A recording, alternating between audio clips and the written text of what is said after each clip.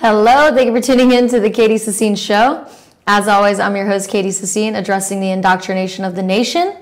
So, it is Trump's 102nd day in office. On his 99th day, he was at the NRA convention, the National Rifle Association convention in Atlanta, Georgia, my home city. So I was very happy that he was here in town, although I was in Blue Ridge, Georgia at Blue Jeans Pizza, and we were doing Good Morning from the Office with BKP. I was co-hosting. We have the All-Star panel on Fridays, and we have special guests, and always special guest Dr. Whaley. So please check out FYN on Fridays for some good stuff. And we always have fun on Fridays, so there'll never be a dull moment on Fridays, that's for sure. Now, yesterday we had started to talk, we had talked a lot about Trump's speech at the NRA convention, because he really did give a 100-day speech here in Atlanta, Georgia. It was a very special speech, and he talked about his accomplishments. He talked about his appointment of Neil Gorsuch as a man very adherent to the Constitution, succeeding Antonin Scalia as Associate Supreme Court Justice. He also talked about Jeff Sessions as Attorney General, a man who enforces immigration laws in every state, and John Kelly as Homeland Security Director, who seeks to protect borders and remove illegal aliens. And last but definitely not least, he talked about the whopping 73% decrease in illegal immigration on the southern border since his election. He says we all need a wall, we will build a wall, and we need a wall. Well, we need a wall, we will build a wall, and we need a wall. So it's still apparent that Trump wants the wall. For those that are doubting if Trump wants the wall, he definitely wants the wall. He said it himself at the NRA convention speech. So it's not Trump that doesn't want the wall. In case you were thinking that, he's only being held up by other forces in the system of the United States government, which has checks and balances so that our president can't be a dictator. Everyone's scared that Trump's going to change everything. There are, these little comfort rooms in colleges for people who are, who were distraught at election night, and, they didn't have to do their work in college. They got to hang out and relax and, cry about Trump's election. It's just, it's crazy. So he's doing good things for America, and the more that people let themselves be manipulated by the mass media, the worse off we all are. So let's continue on. Let's get into his discussion on freedom. And as we know, that's something that Trump values. He values the freedom of all people, but first he values the freedom of the American people. Because if we cannot set a good example ourselves, and if we cannot secure the freedom of our own people, if he cannot secure the freedom of our own people as President of the United States, then how can we secure the freedom or aid to secure the freedom of everyone in the world? How can we step into other nations and secure the freedom of their citizens before securing that of our own? Which is exactly why Trump has not left the country since his election. Trump has not traveled out of the country for any kind of political affairs. In comparison, in his first 100 days, he will travel to Brussels in May. So he'll be in Belgium in May. But contrary to Obama, who traveled out of the country nearly 8 or 9 times in his first 100 days, Trump has not yet been out of the country because he is taking care of so much within our very own borders. So if that's not getting things done for you as an American citizen, then what is? I don't know. So Trump went on to talk about, of course, freedom, something that he knows very well. And again, he said, freedom is not a gift from the government, but a gift from God, which is an important quote because that means that freedom cannot be taken away by the government, as it can in many other countries where freedom is granted by the government. It is specified that freedom is granted by the government in the Constitution of their states. But in the Constitution of our state, thank you to our founding fathers, who were very meticulous in the way that they made our Constitution, post freedom from the restraint of the imperial power of the British Empire, they really knew how to make a constitution. They really knew how to make a great country. So, going back to the Founding Fathers, Trump compares today's immigration issues to the invasion of the British. What would Paul Revere, and let's get that picture of Paul Revere up. That's a nice drawing of Paul Revere. And the other pictures that I saw online of his original portrait, he looks like a very, very harsh. But I like this portrait, and it looks like a drawing. I like this drawing because it really highlights his softer features, and it looks like a more realistic portrait, in my opinion, than the one that we see everywhere today. And so I'd like to ask this question based on, what Trump said and how he brought up Paul Revere and the Patriot Paul Revere, comparing today's immigration to the invasion of the British and bringing up the famous quote, "The British are coming, the British are coming," by Massachusetts Patriot Paul Revere. I'd like to bring up the question, what would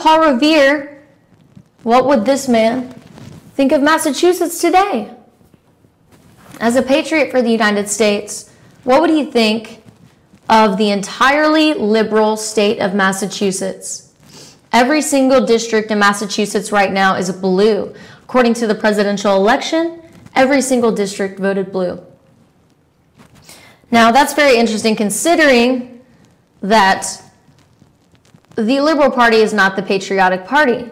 The Liberal Party is an international party. In the United States of America, the Liberal Party is not about liberation. It's more about control. Whereas the Libertarian Party is about liberty. The Republican Party is about retaining the Republic. But the Liberal Party, that is supposed to be about liberty, is more so about control and has become nearly fascist because of the control that it pushes upon in the groupthink that it pushes and assumes upon and of its party members. So, the way I see it, if you're going to take a political party and you want to be a happy person, you should either go Libertarian or Republican, because if you go liberal, if you go Democrat, then you're setting yourself up to be restrained. And nobody wants that. Everyone wants their freedom. There's nothing more painful than having your freedom taken away and being trapped somewhere where you don't want to be. So, what would Paul Revere think of Massachusetts today? He would probably be severely disappointed and disgruntled and upset and disgusted and a whole lot of other adjectives. He would not be making that happy, pensive face that he's making right there in that very nice drawn portrait. He would be pretty upset because he was a patriot, just as Trump, just as many of the Republicans in this country, and many of the libertarians, and what many of the liberals think that they are. So, in addition on that topic, Trump said, "We no longer want to be ruled by bureaucrats in D.C.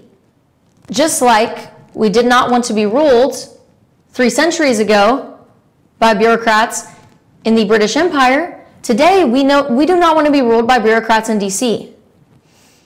Each American generation," and he said he is not in fear that we will not step up to the plate as the American people. Trump has faith in the American people, and he expresses that he has faith in the American people, and he expressed that at the speech by saying that each American generation has answered the call to defend freedom in their time, ultimately hinting that he doesn't have a doubt that the American people will stand up for their freedom, because it's an inherent instinct to us, because it's such a part of us that it's just what we do at this point. 3 centuries later, it's just what American people do, whether they know it or not. And finally, to close out his speech, Trump said thank you to the people. He said, "God bless you." He said, "Our Constitution," and "God bless America." So God bless the people, God bless America, and God bless our Constitution. So very wise words from a very experienced author of The Art of the Deal, businessman, business mogul, now President of the United States, Donald Trump. Now, another very great speech at the NRA convention that you may or may not have heard or listened to was by Mr. Sheriff David Clarke. David Clarke is very supportive of President Donald J. Trump. He is very supportive of the Bill of Rights. He is very supportive of our Constitution and what America stands for. He is America First. He is MAGA. And he is very much aligned with our Commander-in-Chief, President Donald J. Trump.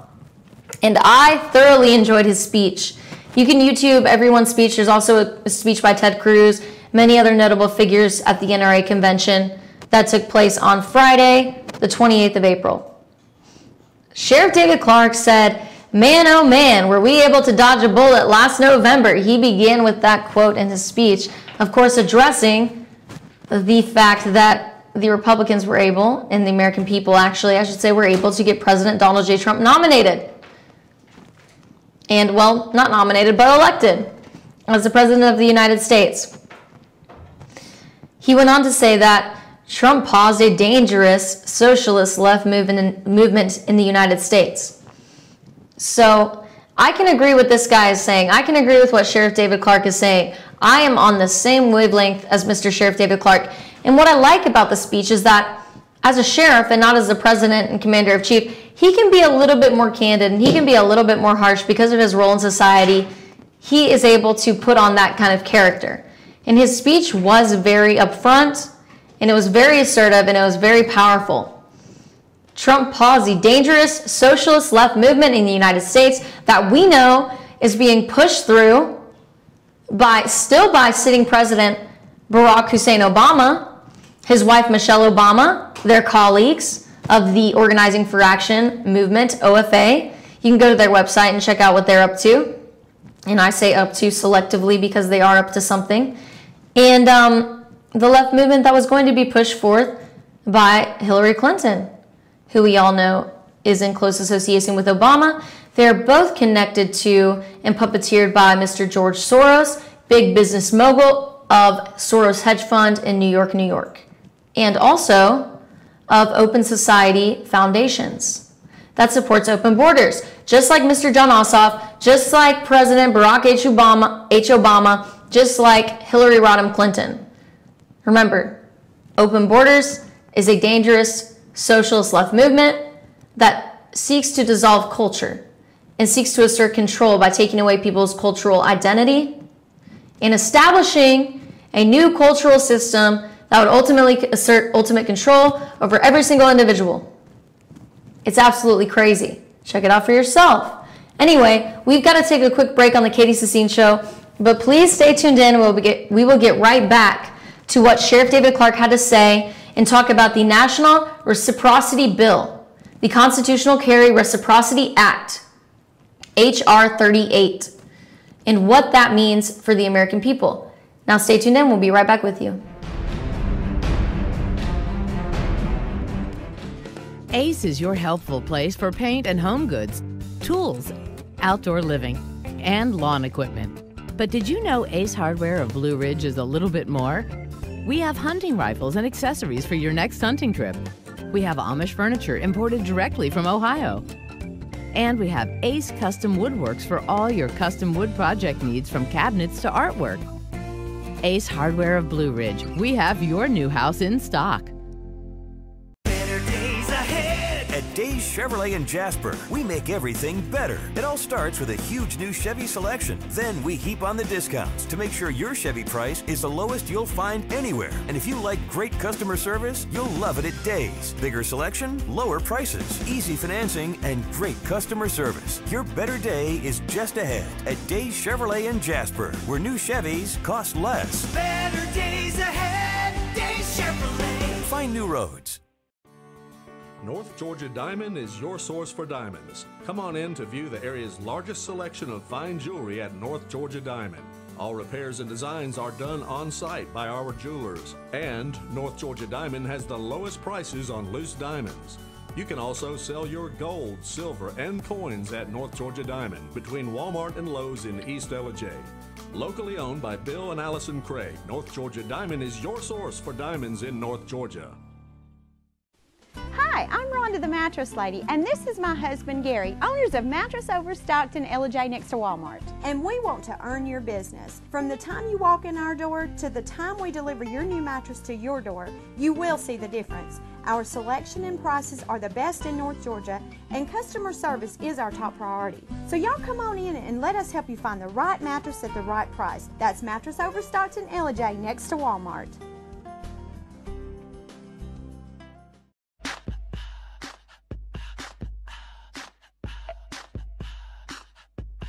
What you gonna do with all that junk?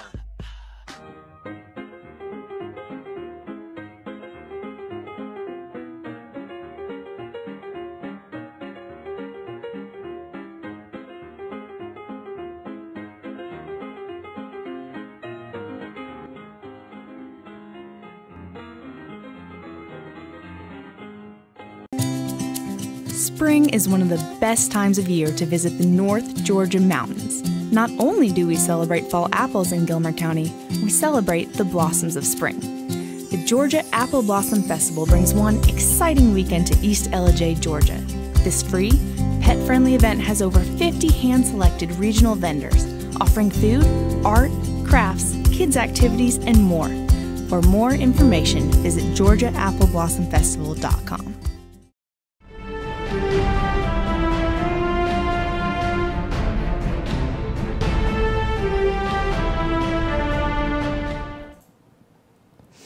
Thank you for staying tuned into the Katie Sassine Show. I'm your host, Katie Sassine, here from the White House in Ellijay, Georgia.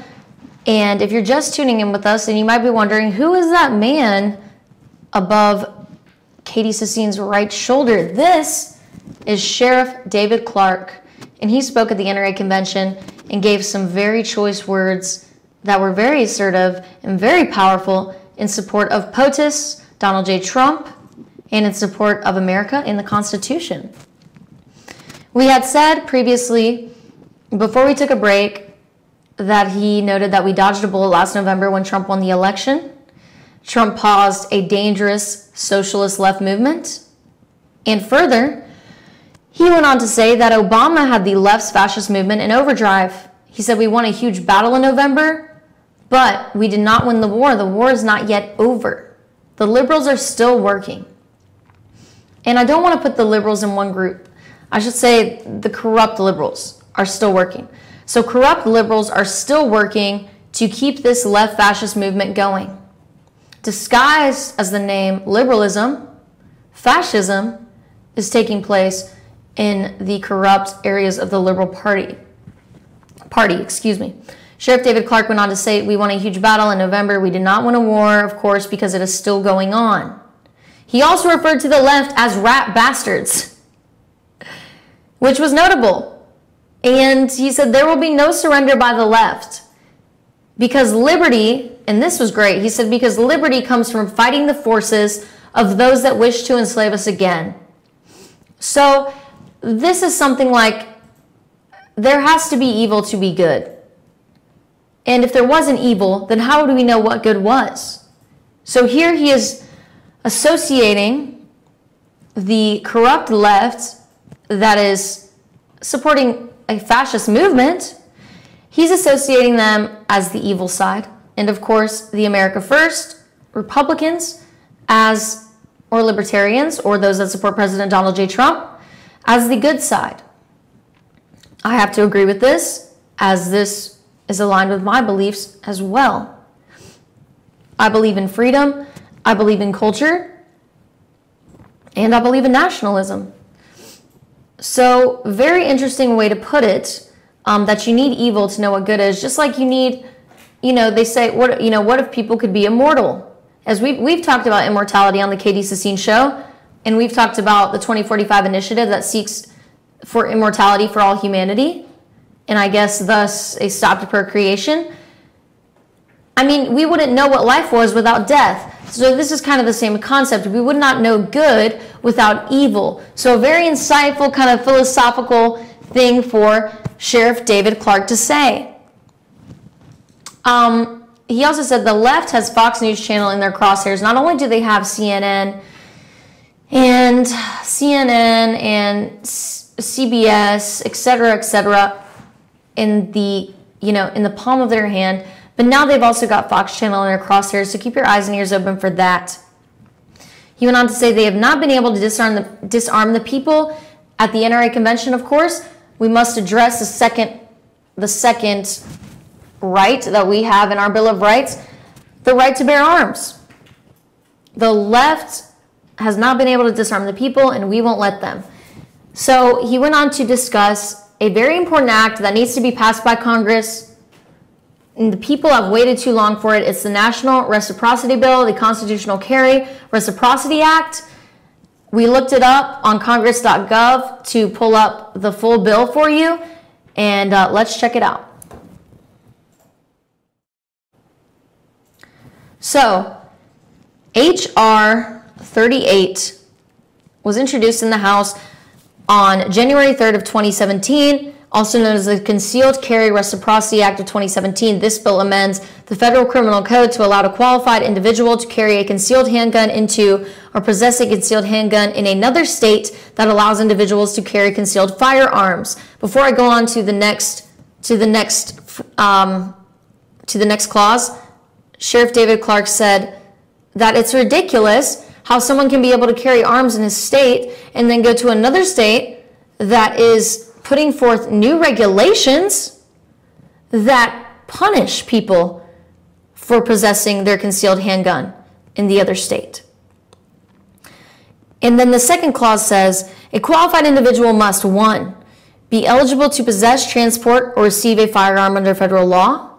2, carry a valid photo identification document, easy. And 3, carry a valid concealed carry permit issued by or be eligible to carry a concealed firearm in his or her state of residence. This means that, first of all, this shouldn't even have to be a bill because our Bill of Rights gives us the right to bear arms. But because our Bill of Rights has been tainted by other bills, we have to go back and we have to have a Concealed Carry Reciprocity Act in order to reverse the infringements upon our Bill of Rights by state governments. So hopefully this bill gets passed because this is a bill in support of our Constitution, in support of your freedom as a citizen of the United States. Additionally, the bill allows a qualified individual to carry or possess a concealed handgun in a school zone and in a federally owned lands that are open to the public. Okay, why should that be debated is the question. This should be passed. So, get the word out, contact your local government, whoever you can reach out to, and let them know you're in support of this bill. Because it is a bill for you, the people, for me, for the Constitution, for the country. Now, we talked about the good side of Mr. Trump and what people like Sheriff David Clarke had to say, and Ted Cruz, and Donald Trump himself. So what did the media have to say? You know, what was the bad? What did someone like Bernie Sanders have to say about Trump? Bernie Sanders released a video on Trump's first 100 days. There's Bernie right up there. And he highlighted what Trump said he would do and what he actually did. So this came out to call out Trump for not doing what he said he would do when we've already gone over Trump's accomplishments and we've already seen that he's done great things. But here's a couple things that Bernie had to say. Let's check out the video. Bernie wonders what draining the swamp means to Trump. It's not what he has done or has not done. It is his total hypocrisy. When Trump campaigned for president, he told the American people that he would be a different type of Republican. You all remember that? He said that he would stand up for the working class of this country. He put some really strong ads on television. He said he would take on the political and economic establishment. That's what he said during his campaign. Now, almost 100 days into his administration, let's see what he did as opposed to what he said. During his campaign, candidate Donald Trump said that he was going to drain the swamp. Drain the swamp. He said, and I quote, "We can't fix a rigged system by relying on the people who rigged it in the first place," end of quote. But during the first 100 days, Donald Trump has brought more billionaires into his administration than any president in history. In fact, his chief economic advisor is Gary Cohn. the former president of Goldman Sachs, a man who received a $285 million severance package from Goldman Sachs before accepting his appointment. As all of you will recall, Goldman Sachs paid a $5 billion fine to the federal government because of their illegal activities with regard to subprime mortgage loans. If draining the swamp means bringing more billionaires into your administration than any president in history, if it means bringing Goldman Sachs into your administration, then I really wonder what kind of swamp we are talking about. During the campaign... Welcome back to the Katie Sassine Show. I just, some of his mannerisms, or as BKP would say, his mannerisms, just crack me up. I mean, his quotations are like full hand quotations. He's like, it's very intense, his whole mannerisms thing. So Bernie wonders what draining the swamp means to Trump. Well, Bernie, I can answer your question. Draining the swamp means putting America first, means preserving our Constitution, means preserving what America is, a capitalist society, a free market-based society, a nation under God, a nation with Bill of Rights, a nation where freedoms are given by God and not by the government, so as to preserve those freedoms indefinitely. For some reason, Bernie missed that. I don't know. Maybe because he might be a socialist. Anyway, he says it's not what Trump said he would do and what he did. It's his total hypocrisy. And this was aired live on ORTV on April 28th, the same day that Trump was giving the speech for the NRA at the National Rifle Association convention. So Bernie goes on through a list, and here's a few points that he addressed about Trump. He said Trump said he would drain the swamp, but Trump brought more billionaires into his administration. Okay. Yes, Bernie, Trump did surround himself with very successful people, but does that mean that they're corrupt? I mean, a rectangle is a square, but a square is not a rectangle, Bernie. You can't just say that because someone is rich that they are corrupt. That's not okay. You can't just point out one example of Goldman Sachs, who obviously was part of a huge scheme that involved thousands and hundreds of thousands of people, and say that all wealthy people are corrupt. It's just not logical. And then Bernie said that Trump said he would provide health insurance for everyone, less expensive and better. But Trump supported a proposal that would have taken many Americans, some hundreds, thousands of Americans off of health insurance and would defund Planned Parenthood. Well, it's called a transition. And yes, it would take a significant number of Americans off of health insurance, those that aren't working to provide themselves for health insurance. But as we know in this country, if you go to any emergency care facility, you will get care. And you will be billed, and if you cannot pay, that will be taken off your record. In about 7 to 10 years, those bills will be taken off your record in America. If you cannot pay one dime, you can still get care. So, yes, Bernie, he would take people off health care that can't provide it for themselves or can't get it provided for their families, because that's what capitalism is. That's what providing for oneself in a capitalist society is. Then Bernie went on to say, and then the defund Planned Parenthood thing, that doesn't mean that there would no longer be Planned Parenthood. That only means that it would not be federally endorsed by our government, which would only incline women to be more responsible about safe sex and to incline women to take birth control instead of resorting to a free abortion. What's wrong with that? Absolutely nothing, but he's twisting it to make it seem bad. Then he said Trump said he understood the pain of working class families in the U.S.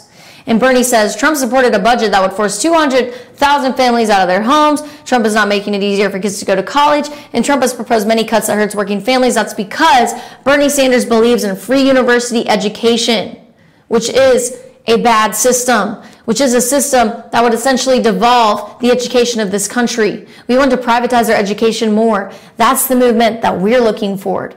That's the movement that author of The Closing of the American Mind, late former Harvard professor Alan Bloom asserts in the book The Closing of the American Mind. and how our system of higher education has failed democracy and left students' souls desolate and flat. We don't want a more public education. We want a more privatized education that allows for freedom of study and culture and religious beliefs. Anyway, that's all we got for today on the Katie Sassine Show. Don't worry about what the media is saying about Trump. I'll assure you again and again, they have to make money somehow. And I want to leave you on this. Trump was in Pennsylvania, over 100 miles away from the D.C. Capitol, where Hollywood actors and Washington media were consoling each other in the hotel ballroom at the Capitol, and they gathered for the White House Correspondents' Center without the president to applause and laughter. And he was thrilled to be over 100 miles away from the Washington swamp to spend his evening with patriots in Pennsylvania. So he blasted the media there, and this was covered by The Blaze and many others, probably The Hedge as well. He blasted the media and called them out for their self-pity and their, well, really, their self-destruction. They keep making themselves look worse. Now, hopefully, they'll decide to give in and, cross over from the dark side back into the light and put America first. Thank you for tuning into the Katie Sassine Show. I'll see you here same time, same place tomorrow on FYN TV.